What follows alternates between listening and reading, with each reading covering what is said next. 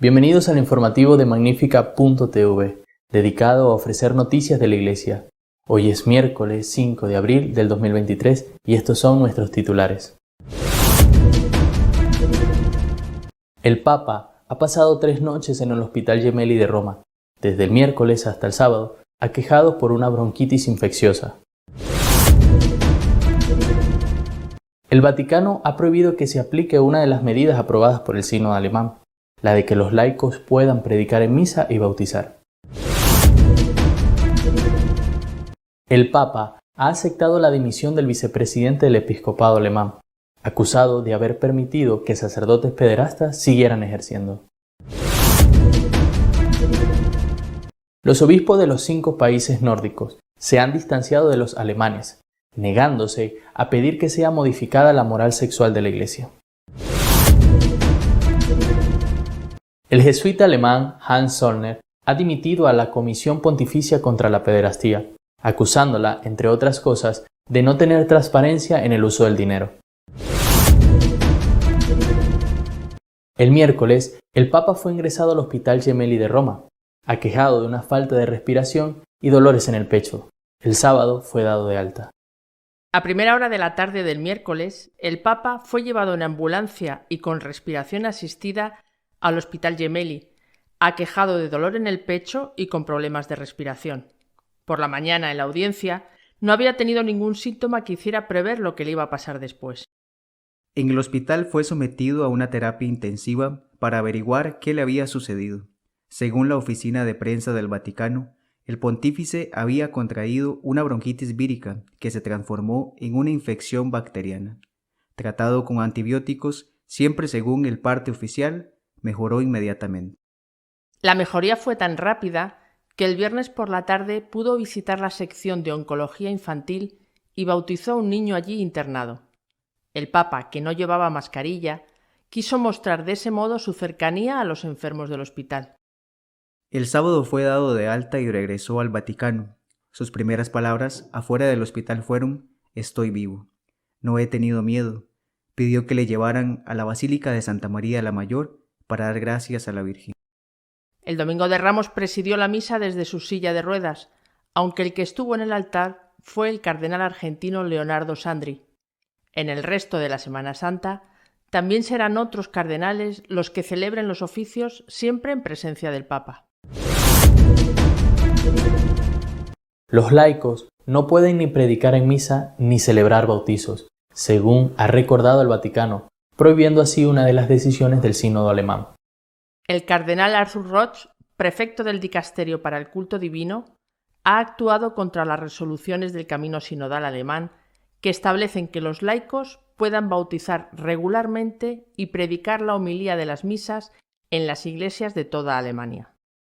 En una carta al presidente de la Conferencia Episcopal Alemana, fechada el 29 de marzo, el cardenal Roch dijo que ninguna de las dos cosas era posible, a pesar de que al menos una diócesis alemana ya ha anunciado ambas prácticas.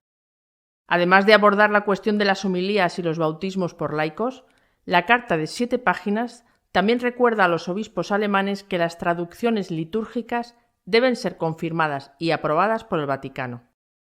Sobre la cuestión de las homilías, Roch escribió que la razón por la que los laicos no pueden predicar regularmente en misa no se debe a que necesiten mejor preparación teológica o mejores habilidades de comunicación. Tampoco se trata de crear desigualdades entre los bautizados. En su lugar, el cardenal señaló a distinciones hechas por el Espíritu que produce diferentes carismas que son distintos y complementarios.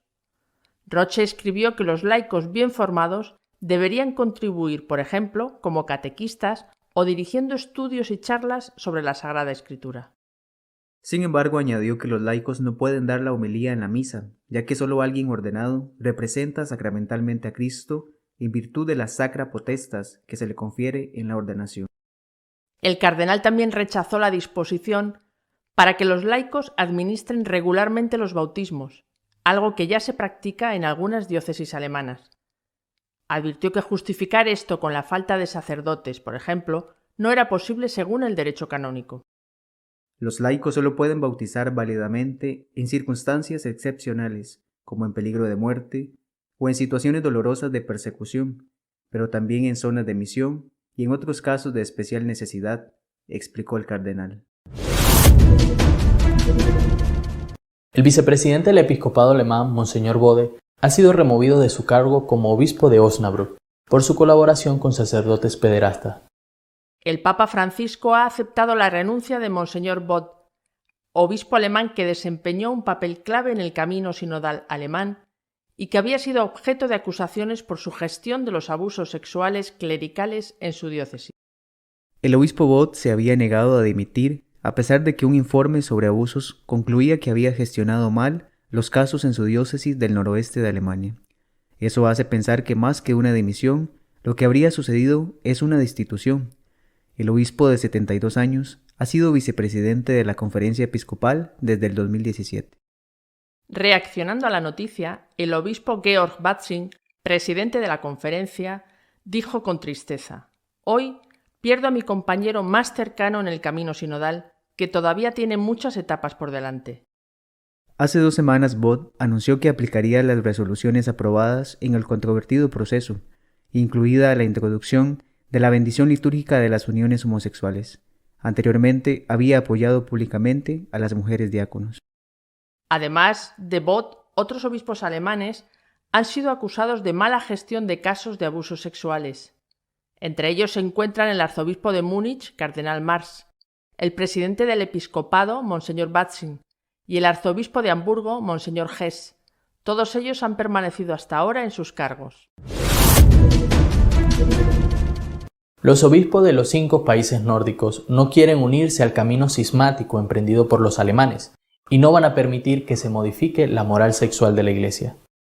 Los obispos de los países nórdicos han publicado una carta sobre la doctrina cristiana tradicional en materia de sexualidad, en la que defienden la integridad encarnada de la persona frente a las modernas ideologías transgénero.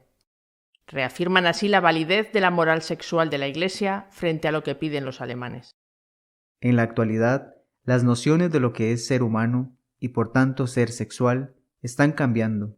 Lo que hoy se da por sentado puede ser rechazado mañana. Cualquiera que apueste mucho por teorías pasajeras corre el riesgo de salir terriblemente herido. Necesitamos raíces profundas, afirman los 8 miembros de la Conferencia Episcopal Nórdica. Intentemos, pues, apropiarnos de los principios fundamentales de la antropología cristiana, tendiendo la mano en amistad, con respeto, a quienes se sienten alejados de ellos, prosiguen. Le debemos al Señor, a nosotros mismos y a nuestro mundo, dar razón de lo que creemos y de por qué creemos que es verdad. La carta pastoral está siendo leída en voz alta en las misas de este fin de semana, en las iglesias católicas de Suecia, Noruega, Finlandia, Dinamarca e Islandia. El cardenal Anders Arborelius, obispo de Estocolmo, Suecia, es uno de los 8 firmantes del documento. Nuestra misión y tarea como obispos es señalar el camino pacífico y vivificante de los mandamientos de Cristo, estrecho al principio, pero cada vez más amplio a medida que avanzamos. Os defraudaríamos si ofreciéramos menos. No fuimos ordenados para predicar pequeñas nociones propias, dicen en la carta.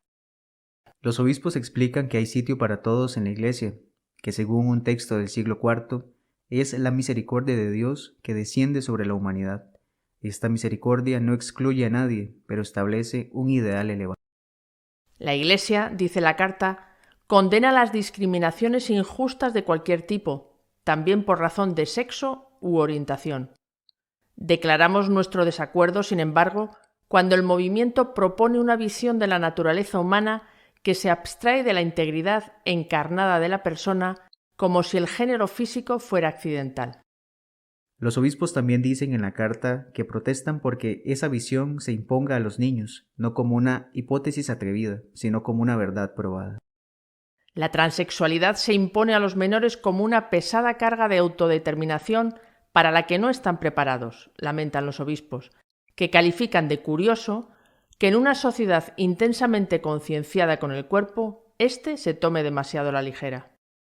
La gente ahora se niega a ver el cuerpo como significativo de la identidad, suponiendo que la única identidad importante es la producida por la autopercepción subjetiva, ya que nos construimos a nuestra propia imagen, observan.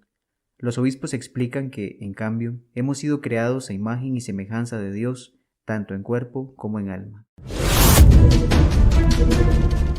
El padre Hans Zollner, conocido jesuita alemán, miembro de la Comisión Pontificia contra la Pederastía, ha dimitido acusando a la comisión de graves irregularidades. La dimisión del padre Hans Zollner, jesuita de la Pontificia Comisión para la Protección de Menores, ha ido acompañada de una dura crítica a la eficacia de dicha comisión. Entre otras cosas, ha acusado a los que la dirigen de no justificar el destino del dinero que reciben. Ante estas críticas, el cardenal O'Malley, arzobispo de Boston y presidente de la Comisión Pontificia, ha respondido asegurando que está en total desacuerdo con las mismas.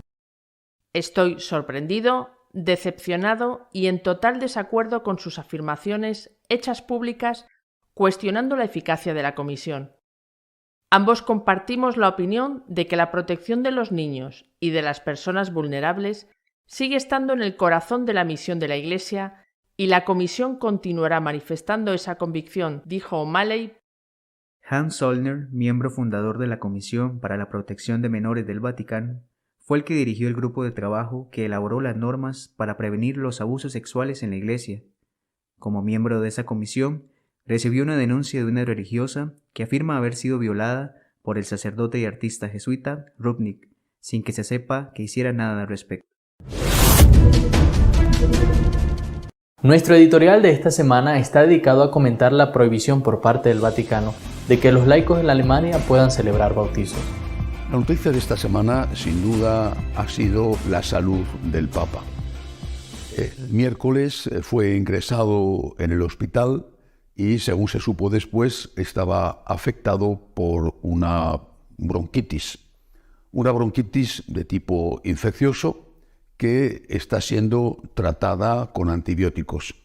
En el momento en que grabo este vídeo, se sabe que mañana, sábado, será dado de alta y regresará al Vaticano. Si hay algún cambio, pues es debido a alguna complicación de última hora. Y se sabe también que no va a presidir ninguno de los oficios de Semana Santa que han sido encomendados a distintos cardenales, aunque posiblemente sí que participará en la bendición, hará la bendición Urbi et Orbi el domingo de Pascua. Rezamos por el Papa, rezamos por su salud, rezamos para que guíe a la Iglesia en la fidelidad a Jesucristo, en la fidelidad a la palabra de Dios y a la tradición. Rezamos por el Santo Padre, pedimos al Señor que le dé salud y que le ayude a guiar a la Iglesia en este momento histórico tan complicado. Con respecto al cisma alemán, por fin han empezado a moverse las cosas. Quizá la noticia más importante ha sido la carta que el prefecto del dicasterio para la liturgia, el cardenal Rochet, ha dirigido al presidente de la Conferencia Episcopal Alemana, Monseñor Bazzi. Una de las cosas que aprobó el sínodo alemán era que se permitía a los laicos predicar en las misas y se les permitía celebrar bautizos. Rochet, basándose en lo que está aprobado por la ley de la Iglesia, en el Código de Derecho Canónico, dice que de ningún modo los laicos pueden celebrar bautizos en Alemania, no están en una situación como en lugares de misión donde es imposible encontrar un sacerdote, y que, según el Código, la predicación del laico en la misa solo está permitida en casos muy excepcionales. Hay que tener en cuenta que esta es una de las conclusiones del sínodo que recibió más apoyos y que incluso el cardenal de Colonia, conservador, aprobó y apoyó esta decisión. No es la primera vez que un cardenal del Vaticano interviene contra decisiones del sínodo, pero sí es la primera vez que se hace después de terminar ese sínodo. Ya antes, hay que recordarlo, cardenales como el secretario de Estado Parolin, el prefecto de Doctrina de la Fe, la Daria, o el que era en ese momento prefecto de obispos, intervinieron diciendo que no se podían aprobar ciertas cosas. No les hicieron caso, las aprobaron, y esta es la primera vez que el Vaticano dice algo contra lo que está aprobado. En este punto concreto, repito, que era el menos problemático de todos ellos. Pero además ha habido otro asunto, creo que bastante significativo. El vicepresidente del episcopado alemán, Monseñor Brode, obispo de Osnabrück, estaba implicado en un caso de protección a sacerdotes pederastas. Él mismo lo había reconocido, que no había obrado correctamente, pero se había negado a dimitir y había insistido en que él no iba a dimitir. Y sin embargo, esta semana, sorprendentemente, el Vaticano le ha aceptado la dimisión. No sé qué ha pasado, pero cuando un señor dice que no va a dimitir y después dicen que le han aceptado la dimisión, es que probablemente no ha sido tal dimisión, sino ha sido una destitución. Bueno, es que en la misma situación en que está Brode, está el propio Baffin, presidente del episcopado. Brode, insisto, es vicepresidente del episcopado alemán. Baffin está exactamente en la misma situación de Brode, implicado en un caso de protección a sacerdotes pederastas, y en la misma situación está el cardenal Marx, arzobispo de Múnich. Más aún, Marx incluso llegó públicamente a presentar la dimisión y el Papa en ese momento no quiso aceptarla. A mí me parece que esto es un aviso a navegantes. Es decir, si ustedes siguen así, vamos a intentar aplicar la ley, por lo menos con aquellos que tengan algún punto donde se les pueda destituir sin acudir a una destitución por causas dogmáticas. Y en este caso resultaría evidente el motivo y muy justificado. Pero llama también la atención que después de saberse esta destitución de Brode, el presidente del episcopado, Baffin, se ha lamentado. Ha dicho que lo sentía muchísimo porque es un gran colaborador suyo. Dimite un obispo por haber colaborado con sacerdotes pederastas no habiendo aplicado la ley de la Iglesia, y lo lamentan. A mí me parece la aplicación de ese principio mafioso de que como es de los nuestros puede hacer lo que quiera. Como este señor es uno de los que han defendido las tesis cismáticas, qué pena que le destituyan. Ustedes, es que ese señor ha obrado mal, incluso el propio Baffin ha obrado mal, y sea de los tuyos o no sea de los tuyos, lo que ha hecho ha sido algo tan grave que merece su destitución. Pero no, como es de los nuestros, como es procismático, pues entonces qué pena que le quiten. Pues no, pena ninguna. ¿Qué más da si es de los conservadores o es de los procismáticos, de los catoprotestantes? ¿Qué más da? Aquí hay una aplicación de una ley de que ese señor ha colaborado con sacerdotes pederastas, no denunciándoles, permitiendo que siguieran ejerciendo, y ese señor, sea de lo que sea, tiene que ser destituido. Además de eso, esta semana ha ocurrido algo que considero realmente muy importante. Los 5 obispos, mejor dicho, de 5 países que forman la Conferencia Episcopal del Norte, así se llama, los obispos de Islandia, Dinamarca, Noruega, Suecia y Finlandia, han publicado un documento apoyando absolutamente sin ningún resquicio la moral sexual de la Iglesia. Es un claro enfrentamiento con los obispos alemanes. Están a favor de la moral sexual de la Iglesia y dicen que no se debe cambiar absolutamente nada.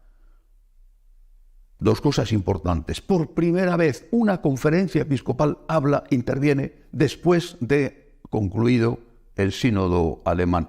Durante el sínodo, hay que recordarlo, habían sido los obispos polacos los primeros en decirlo, pero era durante el sínodo, todavía no se habían aprobado las conclusiones. Ahora, aprobadas las conclusiones, los obispos del norte le dicen a los alemanes que con ellos no cuenten para este cisma que están gestando, que ellos están decididamente a favor de mantener la doctrina sexual, de moral sexual de la Iglesia.